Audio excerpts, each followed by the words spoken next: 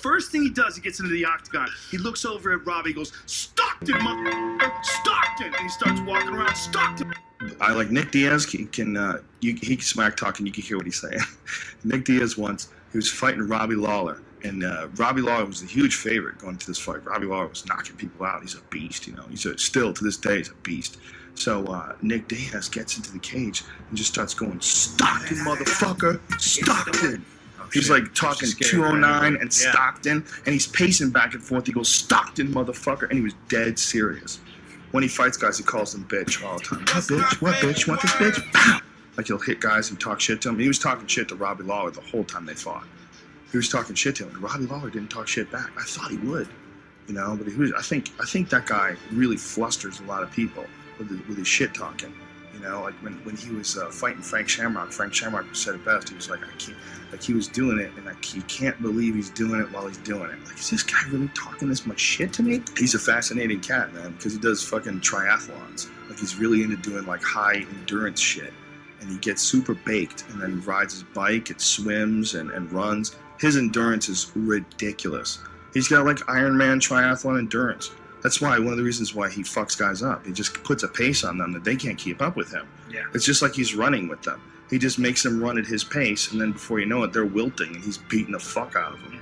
You know, he does that to everybody, man. Did it to Paul Daly, and he puts himself in danger to land shots. And he does some stuff that is just really atypical of guys trying to play it safe and guys that are like champions. Like, a lot of times guys get to a certain point and they fight to win, but when they can win and coast and not put themselves in danger, they will sometimes, you know. GSP does that. Nick Diaz does not do that. Listen to me. When Nick Diaz just fought his last fight, he fought a serious fucking dangerous striker, this guy Paul Daly. And Paul Daly does not have a good jiu-jitsu game. Paul Daly, his defense is okay, it's pretty good, but his stand-up is wicked. Nick Diaz went after him only with stand-up. Didn't even try to submit him. Didn't try to take him down. Just banged it out with him and dragged him into deep water and then knocked him out. And it was incredible. And it was in the way he did it was a way that George would never do it. He threw himself into the fire. He even got clipped and knocked down. He's not supposed to be like striking with this guy. This guy's like one of the best strikers in the sport. And he struck with him. He hung in there with him and he beat him down. And he's a beast, man. You cannot count out Nick Diaz.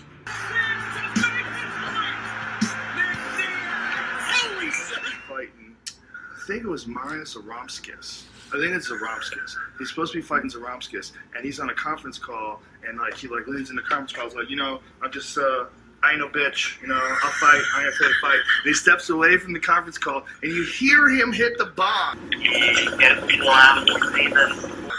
You can hear him hit the bomb, yeah. And then he comes back and he starts doing nunchucks. So while they're on this conference call, he's got the thing on and they're asking him questions. And he's out there fucking doing nunchucks. He's high as fuck. And he hits the bomb. And he says he's got a way to clean himself out. He said he just stopped smoking weed 10 days out. He said 10 days out. You could do it, yes, but he has no body fat and he does so much cardio. Yeah. He doesn't even let it get to the cells. But the only time that he didn't do that was the Gomi fight. He tested positive for the Gomi fight, and they said there was so much weed in his system when they tested him that he had to be high when he was fighting. So what he did was just get ripped, just completely ripped, and then went out there and fought Takanori Gomi and just outboxed him. Can you imagine that? I mean, you want to fight, man? You know where to find me. I'm not hard guy to find.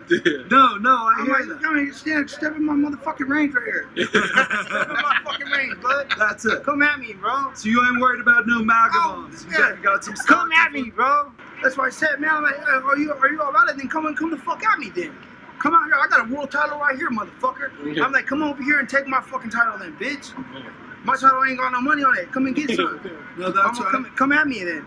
Hey man, I mean, come on, you know Step in my motherfucking range, bitch.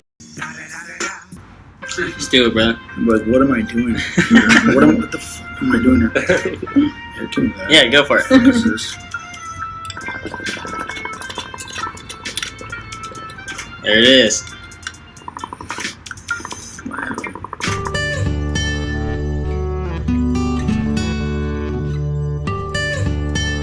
Remember that time back in 2011 when Robbie Lawler decided to take a nap during a press conference in Chicago?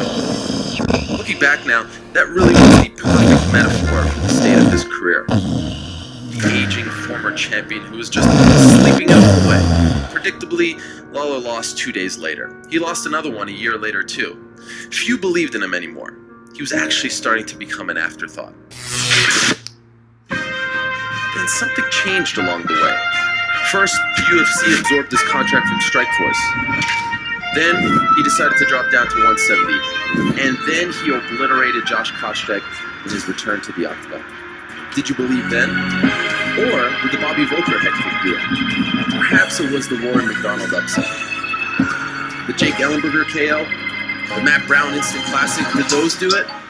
Or maybe you needed to see him finally wear UFC gold to start believing this dream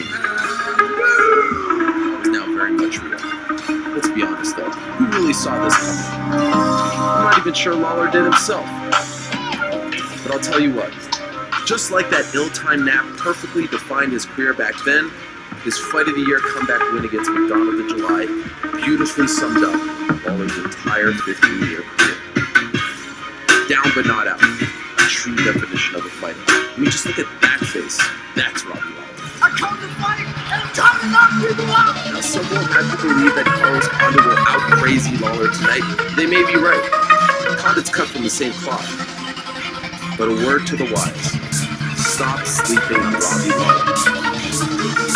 He woke up a long time ago. And what is it like to be back and get a nice victory like that over Anthony Pettis? It's Nick Diaz Army, motherfuckers.